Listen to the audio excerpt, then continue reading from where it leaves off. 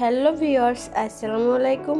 আবারও চলে আসলাম এই গরমে কলিজা ঠান্ডা করার মতো একটি মিল্কশেক নিয়ে। আজকে আমি তৈরি করে দেখাবো পাকা আম দিয়ে দারুণ মজাদার মিল্কশেক। তো এখন কিন্তু বাজারে পাকা আম উঠে গিয়েছে, তো আপনারা চাইলেই কিন্তু এভাবে করে মিল্কশেকটা তৈরি করে নিতে পারেন। আর গরমের দুপুরে কিন্তু এরকম একটি ঠান্ডা ঠান্ডা মিল্কশেক আমরা যদি খাই তাহলে কিন্তু আমাদের মন প্রাণ দুটোই জুড়িয়ে যাবে। তাহলে চলুন কিভাবে তৈরি করে নিই, দেখে নেওয়া যাক। এর জন্য আমি এখানে 2টা পাকা আম নিয়েছি। আর পাকা আম 2টা কিন্তু অবশ্যই মিষ্টি হতে হবে।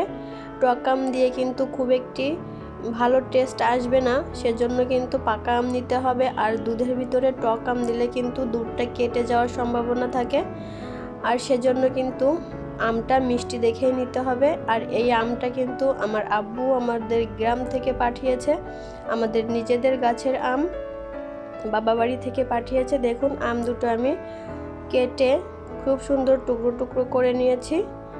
আর এখানে আমি কিছু আম এভাবে ছোট ছোট করে কেটে নিয়েছি, সাইডেই দেখতে পাচ্ছেন। ওগুলো আমি পরিবেশনের সময় ইউজ করব।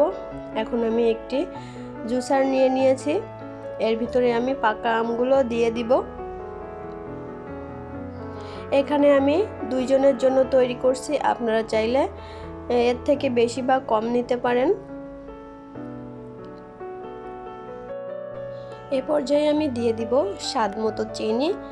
আর চিনির পরিমাণটা যার যার স্বাদ অনুযায়ী দিয়ে নেবেন। আমি এখানে 2 টেবিল চামচ পরিমাণ চিনি দিয়ে নেব, যেহেতু আমটা আমার বেশ মিষ্টিই ছিল, সেজন্য 2 টেবিল চামচ পরিমাণ দিলেই হয়ে যাবে। এখন আমি দিয়ে দিব গুঁড়া দুধ। এখানে আমি প্রায় 4 টেবিল চামচ পরিমাণ গুঁড়া দুধ দিয়ে দিব। আপনারা চাইলে কিন্তু গুঁড়া দুধের পরিবর্তে লিকুইড দুধটাও দিয়ে নিতে পারেন। সেক্ষেত্রে দুধটা আগে থেকে চুলায় জাল করে ঠান্ডা করে তারপরে এটা তৈরি করে নেবেন। যেহেতু আমি গুঁড়া দুধ দিয়ে তৈরি করছি, সেক্ষেত্রে এখানে আমি পানি দিয়ে দিব। আমি এখানে হালকা উষ্ণ গরম পানি দিয়ে দিয়েছি। খুব গরম তা কিন্তু নয়, সামান্য আঙ্গুলটা আপনি বেশ কিছুক্ষণ ডুবিয়ে রাখতে পারবেন সেমন গরম দিয়ে দিয়েছি। তা না হলে কিন্তু গুঁড়া দুধটা খুব সুন্দর মতো গলবে না। আর আমি এখন কিন্তু ব্লেন্ডারটা করে নিয়েছি, দেখেই বুঝতে পারছেন কতটা ঘন হয়েছে। এখন এটা আমি পরিবেশন করে নিব।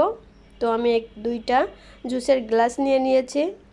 এখন এই গ্লাসের ভিতরে আমি বরফের টুকরা দিয়ে দিব।